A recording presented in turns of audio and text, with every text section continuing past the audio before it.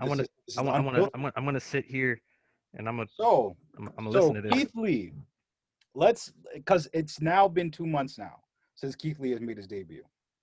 Do you know how many wins Keith Lee has underneath his belt right now? I love Jay's Not positioning here counting, for this. not counting last night. Well, let's count last night because it happened already. 4. That man has 4 wins underneath his main roster belt. He has the win, his debut on Raw, which was a DQ. I think he has half his matches are DQ. And then he beat Ziggler, and then he beat Randy at Payback.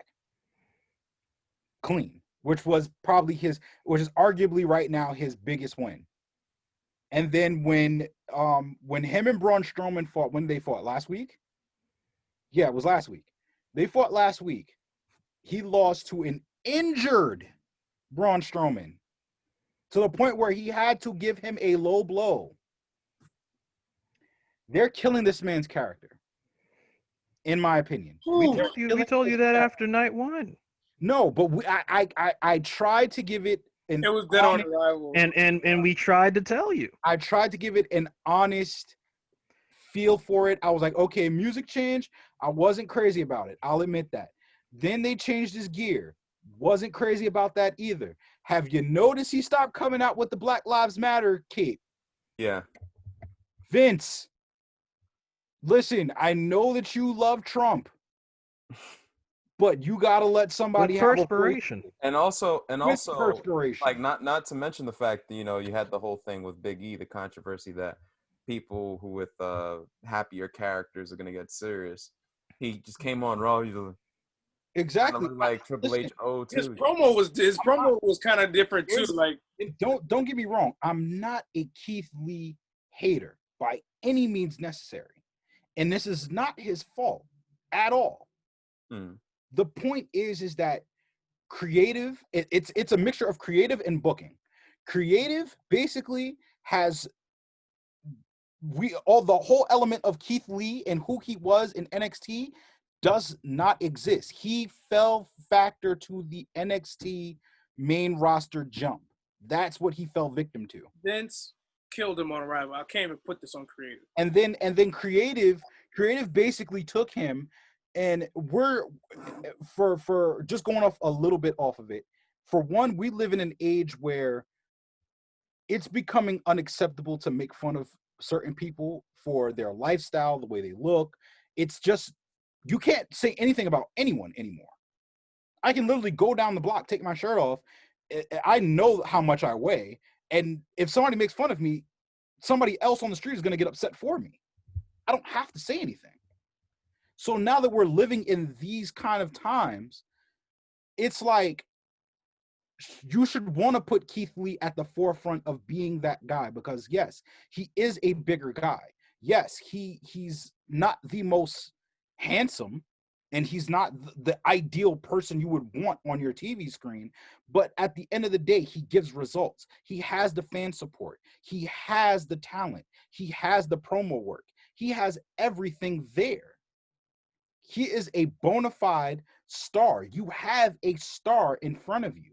But the simple fact of the matter is that now you're trying to now water him down, and you're trying to basically book him into this corner to where he's not even going to be a thought on the mid card. Right now, I don't even know where to consider putting him. I don't really consider him upper mid card. I don't really consider him lower mid card, because he's not a lower mid card type of guy. He's really made his own mid card, because that's where he's at. He's in limbo. Here's what I'll say about that. Basically, you might as well say that he's basically in this predicament where, okay, I can jump to upper mid card main event, but I could also go down the lower tier as well, which we don't want, which us as fans don't want to happen. You know what I'm saying? And even when he first came up to the main roster, this first couple of weeks, what happened to him? He got into this whole McIntyre-Orton feud, which didn't make any sense. Why would you put him in that feud? Because now, if you were going to do You did Orton Keith Lee at Payback, which was fine. I get the narrative of why you did it.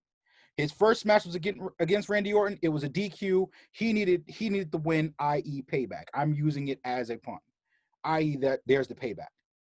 But now, Keith Lee basically got the pin, a clean victory over a number one contender for the WWE title. And you're telling me he's not going to be considered to be in the WWE title picture? And here's the funny thing about that.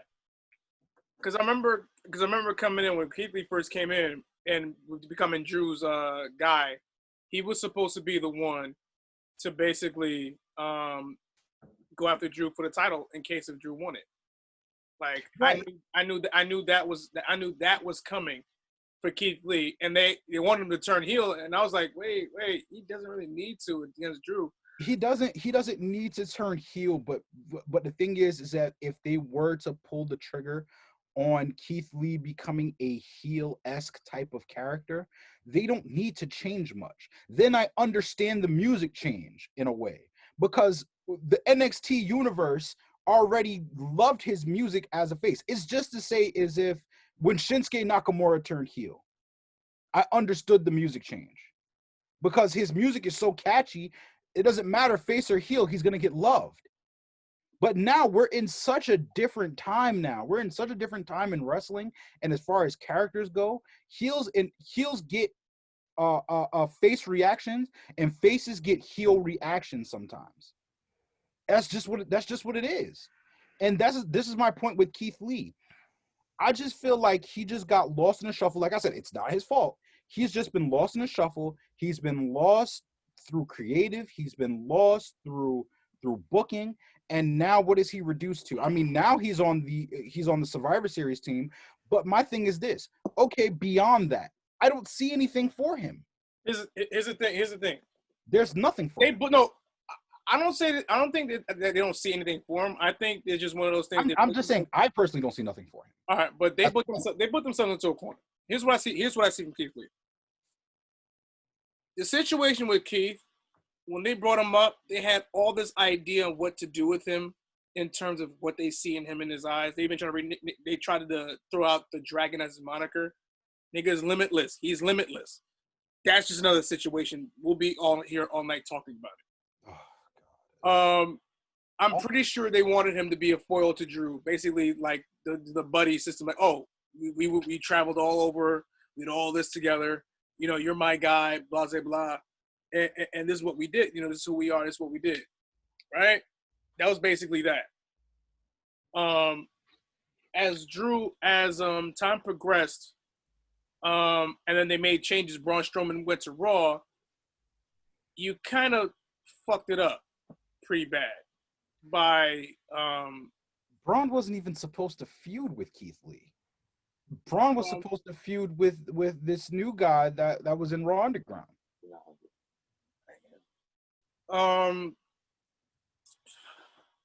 So it's crap. Like, it is. I'm with you. It is screwed up. Because you have a guy. Ignore that. You have a guy who basically a year ago got the rub from your top guy, from your not even your top guy, the guy in the company. He got the rub, the fist bump. I watched, as a matter of fact, I don't know what day it was, but I was watching After the Bell here. It was an older episode when Roman Reigns first came back, and it was him and Corey Graves. And even Roman brought up the point of, you know, guys like Keith Lee, guys like I forgot who else he mentioned, but he called back to that Keith Lee fist bump, and he was like, "Listen, this is one of these guys that are going to be a bona fide star, and it's going to be this guy that could take my spot when I leave." When you have your guy say that, that means something. And the way that you're building him up and treating him now, so if you bring in somebody off the street that has never seen wrestling before, and you say, "Hey, listen, I want you to see this guy," you're vouching for him. You're saying, "Yo, this guy, when he was coming up, he was the best thing since sliced fucking bread." But now when he comes up, he's on the roster just sitting there like, okay, like you're putting two big guys together. I don't mind the big guy dynamic. But it's just the simple fact of it's not going anywhere. It's not benefiting either guy. It's actually hurting both guys, to be honest with you. It's hurting both of them. And this is what frustrates me about the whole dynamic with Keith Lee. I don't want him to go after the WWE Championship right away. I don't want him to basically go after any championship as soon as he comes up. But what I do want is I want him to be the force that he was in NXT. That's what I want. I want the limitless Keith Lee that knew his greatness, knew his value. The company knows his value. The creative know his value, and basically book him and put him in these matches to where we have these interesting dynamics. Now, I would have loved to see, if we're talking big guy, I would have loved to see Keith Lee have a run-in with the Hurt Business. I was actually going to get to that because I agree with the look. I've been lagging in and out of here, but I agree with you in the sense that for one, I think that he was brought up prematurely. I think that the company panicked because they realized they didn't have a lot of talent on Raw to push programs going into the fall and beyond, which is another reason why the draft happened so abruptly too, right? But I think that if they were going to bring him up to Raw as quickly as they did, it would have been interesting to have seen, like, maybe in the early goings, if the Hurt Business was where it was Shelton, Lashley, and MVP, right? It would have been cool to have seen Mustafa Ali, Ricochet, and Cedric, who was like, I don't know if I want to be on this group or do I want to join the Hurt Business, and Keith Lee come in to be the equalizer to Lashley, where Keith Lee could have been the turning factor, and Cedric would have been like, y'all really replaced me with this guy, which would have prompted Cedric even more to turn to the Hurt Business.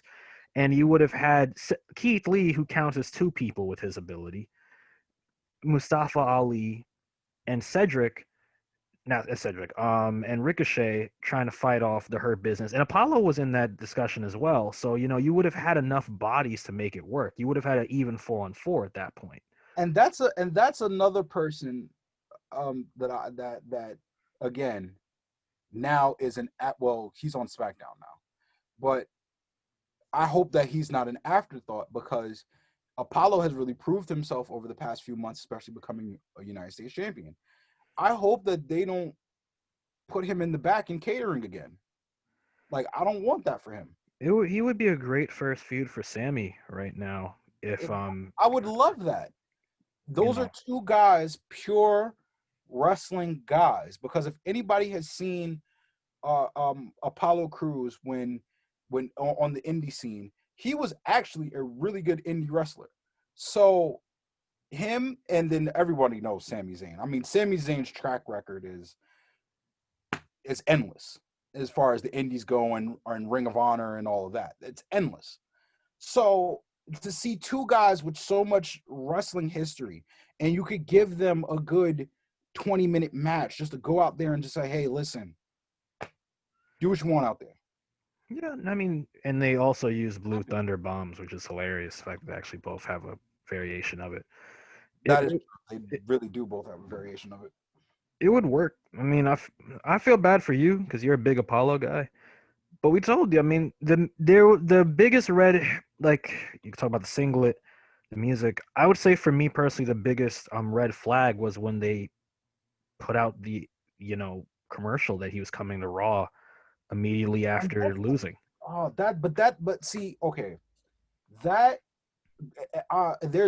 I'm really big on Keith Lee, but the thing is that it's like creative did this to him. It's not its fault. No one said it. Most times it's not the talent's fault. I mean, Vince won. Like I said, they panicked. They didn't have a lot of talent that they could use at their disposal at the time. Again, another reason why the draft happened the way it did. They wanted to shake things up to make it interesting, because a lot of their booking right now is about making big enough moves that you just want to watch the product off of the hype. I would also the logic. If that's Survivor Series in a nutshell right now. If it were up to me, I feel like you guys feel, Keith Lee would still be in NXT, because you still got guys They're like Johnny Gargano, who has done everything he could possibly do in NXT, doesn't want to come to the main roster. Tommaso Ciampa, who now is serving as a, if you want to call it that, a main roster veteran who is basically putting over younger talent, doesn't want to come up to the main roster. Finn Balor, even though his thing was to come there to revitalize NXT, even though NXT at one point in time didn't really need to be revitalized, but it was a great addition to it. Finn Balor came back to NXT and there was hype behind it. So I don't mind that, especially if you're going to send guys back to NXT from the main roster, because it's like most of those guys were floundering. I mean, can you honestly remember the last thing that Finn Balor was doing before he got to NXT? Yes. Okay, what was he doing? He died. Yeah, he did. The Fiend. That's what I remember. But and that's, I mean, on the topic of that, Keith Lee, if anything, that Iron Man Fatal 4-Way probably would have been a Fatal 5-Way, because you know WWE loves their Fatal 5-Ways. And if you notice, everybody in the match has a tie to the NXT Championship in some way, shape, or form, being synonymous with the belt. And Keith Lee's tie is that he was the first double champion in NXT, so it would have worked. But, you know, the point being is that Keith Lee is a victim of, like you said, the similar NXT bug we saw with Absolution, we saw with the Riot Squad, we saw with Tyler Breeze, even though he deserved to come up at the time that he did. They just misused him. But the point being, he's the victim of whether it be a premature call up, a call up with no plan, and that was going to be Sami Zayn at one point in time. A call up of, well, I mean, Sami Zayn, you know, it would have been, I mean, the injury might have been a blessing in disguise. We'll never know when he first came up with the Cena thing. But the point being is that, you know, when things get boring, Vince panics and takes from Triple H, and is going to keep happening. It is. Keith Lee Keith Lee is a more unfortunate situation with Keith Lee, because it's one thing when they're misbooked, but like Keith Lee, the fact that they force him to wear the singlet, like you said, which, you know, credit to Keith Lee, he's made the singlet a little bit more legitimate on his body as opposed to the shirt he first had. But, you know, Keith is basically like, you don't want to show off his body because you're not proud of his body, which is. But I'm not, and here's the thing too. Not to cut you off, but here's the thing too. Like, I'm not saying that the singlet is a problem because I don't like his wrestling attire. That's not my argument. That's a lot of other people's arguments. No, I know. I'm saying but it fits the overall narrative, right, that they want to manipulate. They want to continue to change Keith Lee into something that he doesn't have to be. Because a lot of people, and I've seen it online and in Facebook groups that I'm in, that when they bring up this argument, a lot of people complain about, oh, well, you just don't like his wrestling attire, or why does a wrestling attire matter in a character? Listen, in a character in wrestling, the smallest change can honestly be the biggest. Yep. Let's look at it this way. Yep. I'm gonna take somebody. Okay, let's use The Undertaker. That's the first person I thought of. Let's just say when The Undertaker did when he did the whole American Badass gimmick, well, his first version of it was him with a bandana on, you know, a jean getup and a long leather jacket. The leather jacket stayed because that was a callback to him being The Undertaker, the first version of The Undertaker. Him keeping that essence of it. Then as it grew, as the American Badass character became, then he started coming out with, you know, Dead Man Inc. hoodie.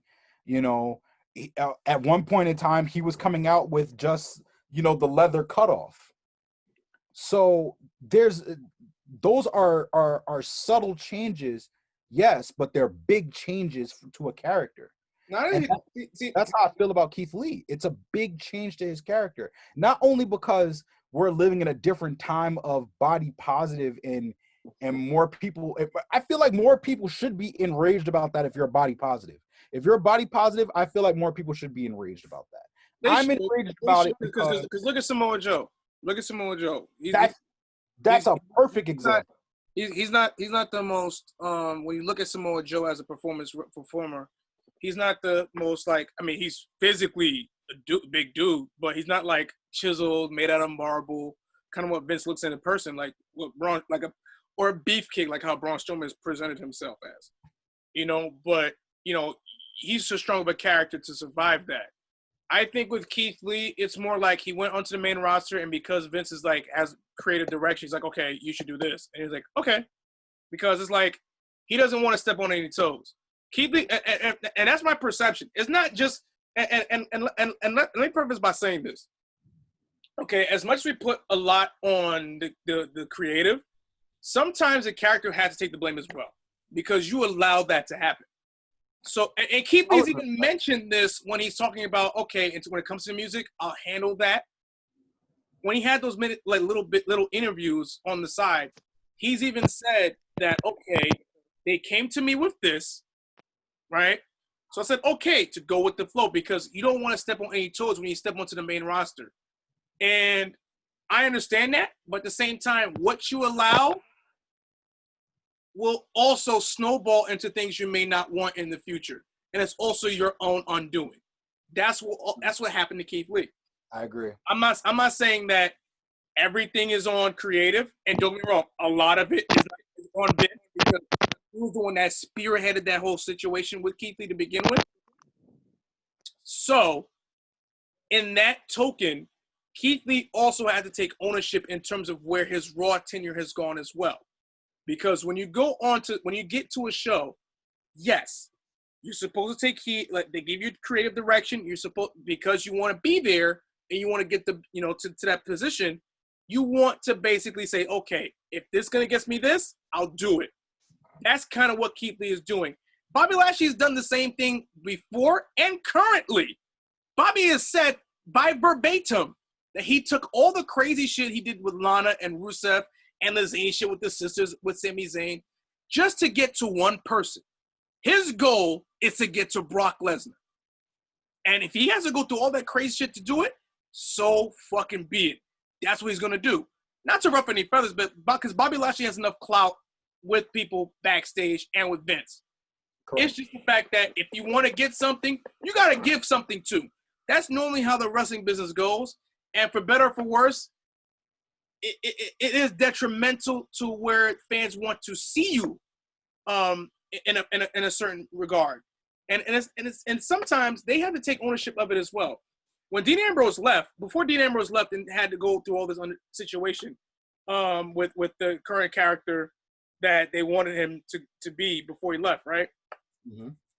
He had to take ownership of that. The one thing I didn't like about his slamming, like his shoot interviews, is the fact that he wasn't able to take ownership of his role in it too.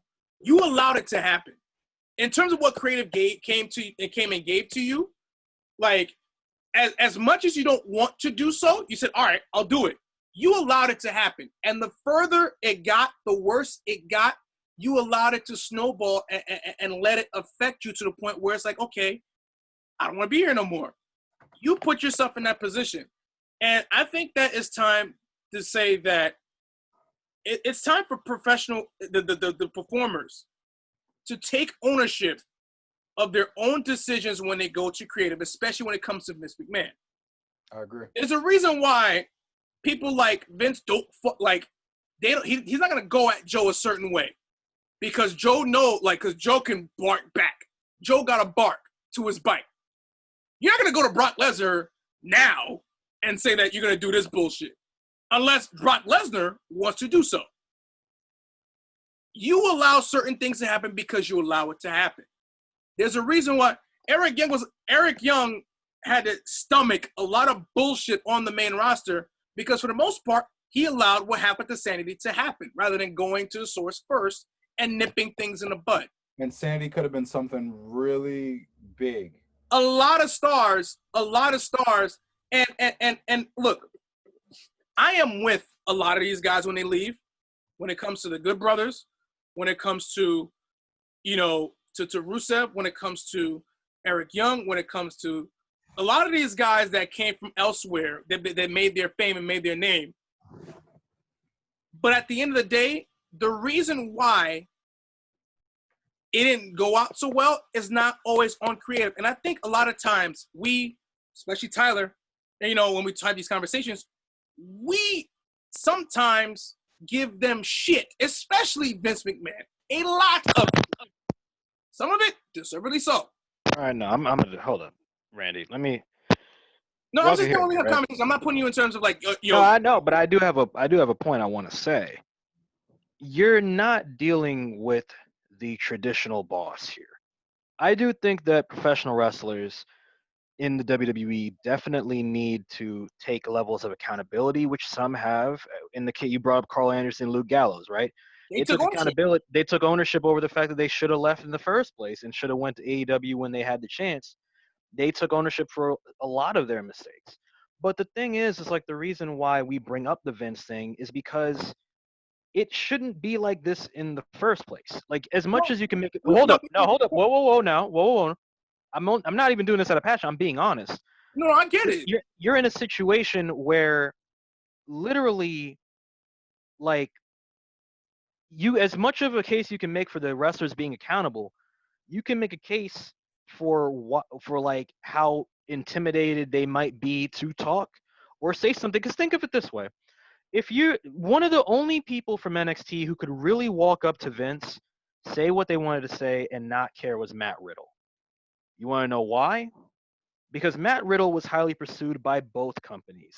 WWE for wanting to collect talent, just to collect talent, and AEW because they would have made him a star instantly.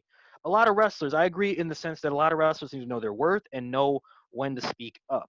But in the same token, it's tough to do that when all you have to do, like all the examples we've heard in the past of people not shaking hands, certain visual cues. Paul London got fired for smiling around Vince. Like there are situations where people who may have done really well in NXT end up, rubbing someone the wrong way in the sense that, like, imagine an NXT who's still considered developmental, by the way, immediately making demands or immediately saying, I don't want this or I don't want that. It's a 50-50, but the way that you hear Vince traditionally spoken about, he's considered the best worker of them all because he can even work people in his own staff into thinking certain things are going to happen when they're not. You go up to Vince McMahon and you say, I don't really like the fact that you want me to wear this shirt. I really think that what I have is working. One person can see that as you standing up for yourself and being reasonable, saying that I think what I already have that's profitable is working. Another person could sit here and make an equal argument saying, well, who are you to question Vince McMahon? It seems like you're being a little too disrespectful and you haven't paid enough of your dues in this particular company. Who are you to speak out? While all I'm saying, why I understand that, like, from my position, and I know where you're coming from. My position is in terms of the people that, and deservedly so, when they really don't have much of a, I don't want to seem harsh when I say this, don't have much of a spine to go to the bat for themselves backstage creatively. To those who do and basically have enough of a strong enough personality and driven to say something, they will go and they will fight those battles, whether they win or lose, that's on them. But to those that allow certain things to happen by one small thing, they will snowball, and sometimes they allow that to happen. And I know, like, they will go back, and I know Vince would use that as a way to saying, well, they need to know, I need to know how to better market you my way, this and the third. I get that. There's a lot of shit that Vince does that it's on him. But there's also the adage of other people as well who basically got to go to bat for themselves and bet on themselves. A lot of people have done that. And, like, Al Snow said it best. Sometimes you don't need fucking WWE to be great. Sometimes it's okay. Oh, yeah. He brought up a great point of being able to take your product and go to different places. What you're saying isn't wrong. What I'm saying is that what you're saying is a much harder process than people think it is when you're in that position. It kind of goes back to that discussion we had a while ago where, the people were getting on Booker T for saying what he said about Naomi and how he said that Naomi doesn't deserve an opportunity, needs to step up and take one. How much are you able to step up in WWE when the situation is different? In Booker T's time, it might have been easier for Booker T to go up to Vince and be like, yo, what the hell? Why are you doing this? I don't think this makes sense. Booker T may have had more of a rapport with Vince, or maybe he had more confidence to go up to Vince and say, I don't think this works for me. But someone like a Naomi, that's what I'm considering the, but here's the thing, but in the current situation, it's not the same environment, is what I'm no, trying no, to no, say. no, no. No, wait, let me, whoa, hold up. Let me just get this out. This is the part that people don't get, and this is why I give the company crap, because many people have come out and said as well, even though, you say they have to take, they have to take responsibility, which they do. A lot of people do. A lot of people say, I made some mistakes. I shouldn't have let it get too far. But in the same token, Vince literally creates an environment there where you have to walk on eggshells, where he'll say, come up to me and talk to me. But the minute that you do, he takes that as a sign of offense. It's a very back and forth situation where it's a slippery slope. But here's the thing. Either you don't get involved and you say, hey, my run in NXT was great. I don't like what's happening with the main roster right now. I don't like where it's going. I would like to ask for my release if I can, or I would like to ask to go back to NXT if I can. Or you try to make changes to better your run on the roster. But in a situation where WWE also has the right to fire you whenever they feel correct, that also happens too. Because here's the thing. During the pandemic era, we learned very quickly it doesn't matter what contract extension you sign, right? The Good Brothers were certified for 5 years in their mind when they signed last fall. And what ended up happening? At the first light, WWE saw the opportunity to remove them. They were well in their right to get rid of them according to their contracts, and they didn't have to honor those 5 years. Vince didn't have to honor Brett's 12 or 21-year contract that he had in 98, in 97. He was willing to let Vince. He was letting. I was gonna bring up the fact of. Hold up, time out, Eric. No, I'm not gonna do. No, fuck the Brett ties to me. I'm being honest. I'm bringing up real things. I knew we come I brought up the revival. You're dealing. The thing is, you're using a situation where logic does make sense. You don't have to take the bullshit. You don't have to let it snowball over, but you're applying logic to an extreme situation. And whenever you apply logic to an extreme situation, you're not going to get the most logical result. Like, that's literally the world right now. In reality, we should all be able to relax and be able to coexist in peace without these arguments. Yet we're here, right? And it's a very extreme situation.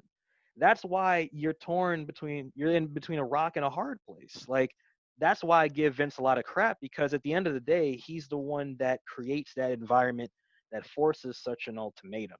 If you have the ability to, if you have the ability to leave, then leave. But some people are signed on for so long, they have to sit and endure and let it snowball as well, which is why most of them don't leave. The amount of legal problems, what was it? Didn't British Bulldog pay like over $100,000 to buy himself out of his contract? Out of pocket. You know how much money that is? That's like half of an NXT salary just to get out of your contract. It's not as easy as you think. That's why I give Vince so much crap, because the amount of effort you have to do just to apply logic to a situation is one of the reasons why some people stay silent and let it snowball in the first place. And the crazy caveat about this, because I know like Eric got to go to work, because basically his friend just basically texted me saying that am I doing the show today? And I'm like, yeah. Hold on, work, bro. I'm on vacation for 2 weeks, man.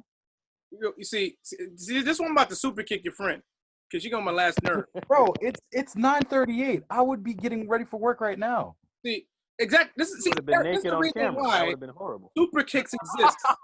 Not the way the young cucks do it. Oh my God. The way Shawn Michaels does it. You gotta tune up the band. Hold on. First off, if Deshaun ever sees this, call it its right name, because I called it a super kick. And I felt like he was about to kick me through the phone. I don't know what a super kick is, but I know what a sweet chin music is. Yeah. All right. Because the young cucks, as I call them, they're the biggest marks across the side of the Eastern Seaboard. But yeah, tell them, man. I'll close by saying this. The issue with WWE, yes, there's a lot of reasons for it.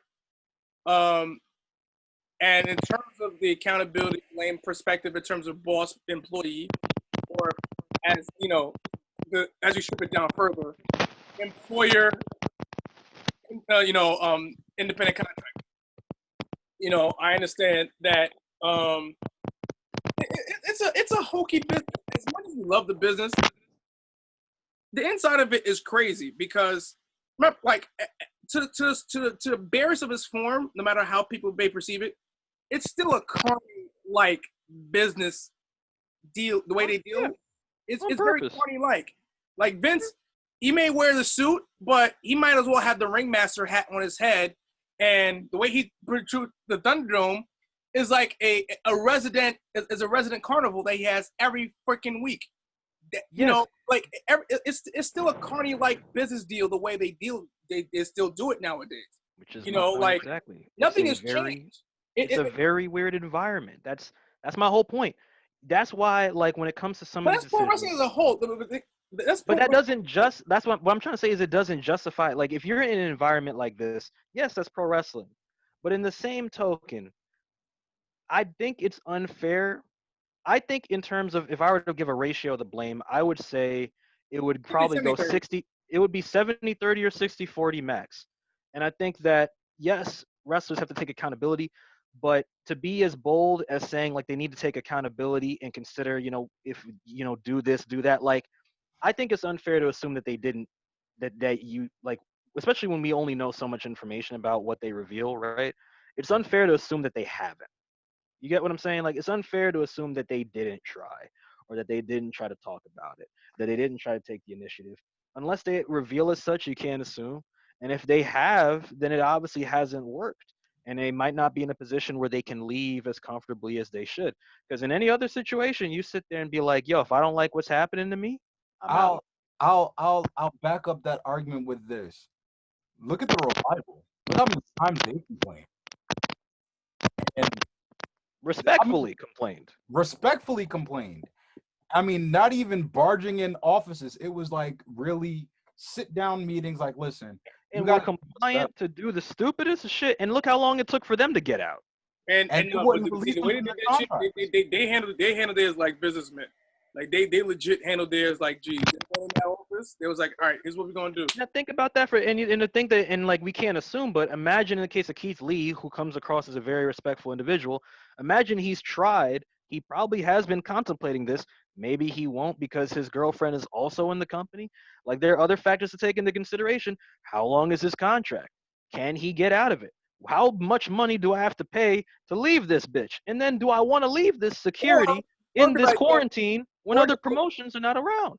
Or just hope Vince is like mentally unfit to do his job and like gotta call trips from Florida. Like I'm being real with you. When you look at the quarantine, there's no plethora of indies to jump to right now. Quarantine's got everybody on ice. You can go to AEW, but you have to wait 90 days with this no complete clause. It's not like he wishes he was in NXT right now so he could abuse that 30-day clause as opposed to a 90. Right. And then on top of that, there's no guarantee. Like, I mean, with his hype, yes, he would be signed to any promotion first draft automatically. But the thing is like, what do you lose? Like, especially with WWE going to be touring soon, if AEW and NXT are both in Florida, or I don't agree with them touring. Huh? Like Kevin Owens, I don't agree with them touring. Right, but here's the thing: if they greenlight touring, then you lose the security because AEW is also in Florida, from what I understand. So even if you went to AEW, that doesn't mean you get to see your girl all the time. And if WWE is touring again, they're in the backwater part of Florida. But that's the thing. I would rather drive 3 hours to see my girlfriend within the same state than fly 7 to go across to another state when they're touring. Like you do anything for your girl, but in terms of convenience and what works for you, does it throw off his flow? Does it throw off his current way of living? Like there's so much shit that goes into it. It comes down to a very simple answer. Do you want to be here or not? But when you really think about it and the ultimatum he's being given, considering the extreme circumstances, yes, I'm going to shit on Vince. Because you undeniably, undisputedly cannot not shit on Vince. Right.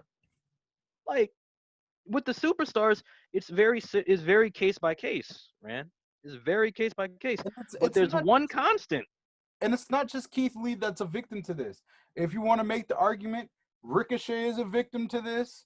Before this whole retribution thing, Mustafa Ali was a victim to this. Ricochet was the hottest star of 2019 last year. Yo, Ricochet, honestly, let's really Red sit said, here "Yep." and really talk about it. Ricochet could have competed, at least been considered to be competing for a top title. And when he did, he died. Yes, when he did, he died. He died by the hands of Brock Lesnar. But he hasn't been the same since. But the point is that if you look at Ricochet from Lucha Underground, you couldn't touch Ricochet. Ricochet was the brass ring for that company. Now in WWE, he ain't shit. Basically, You got to do company comparison. It's like the guy was one of the hottest acts of the year last year, and now built him up like that. He built up from NXT, built up from the main roster. They basically gave him the gimmick that Neville was supposed to have in his first initial run. I mean that recurring RVD role just keeps floating to the next, and it's true. That's basically what was supposed to happen. He was supposed to have this Mighty Mouse-esque superhero type of deal, and it didn't work for Neville. So now it works more for Ricochet. That's fine. But the point being is that there's a lot of misused talent in this company who all have definitely contemplated wanting to leave or genuinely fight what's going on. If there was no pandemic, I can guarantee this. If we were not going through a pandemic right now and everything was as solid as it is, but everything is still going on, a lot of people would have jumped ship.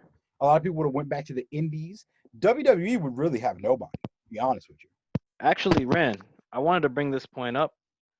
When things do return more to normalcy, it's very possible we might see a mass exodus from this company.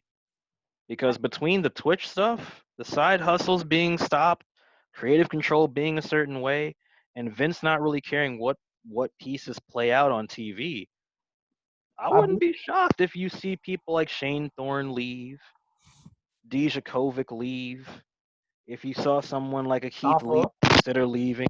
I'm not saying it has to be big names, but I definitely think a lot of the misused names are going to jump because once things open up to where you can have multiple bookings and also the possibility of other promotions like New Japan, AEW picking you up based on your height, like it's a dub, man.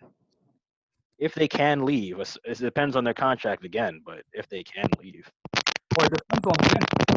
Again, there could be a situation where it's like, listen, you can leave, but you can leave at this time. We got you for another year, or we got you for another whatever, or we just don't want you to leave right now. It's a tough thing, and that's the only reason why I brought it up. It's like as much as I'd like to say, accountability plays on both sides. When you consider how weird the circumstances are, it's hard to really put as much blame on the talent as you can on Vince and creative. And then creative is completely neutral in this because all they can do is play to Vince's thing. Like the creative is scared shitless. How many writers have fucking switched in and out at this rate? And that's another thing. That's another thing with the writers. Look at what was Hey Jay, part of this year. Still going. Yeah, I'm going to sleep. That's what I'm doing.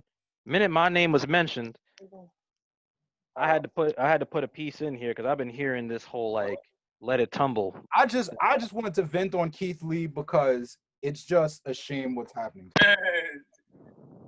It's a shame. I would have that if it was earlier.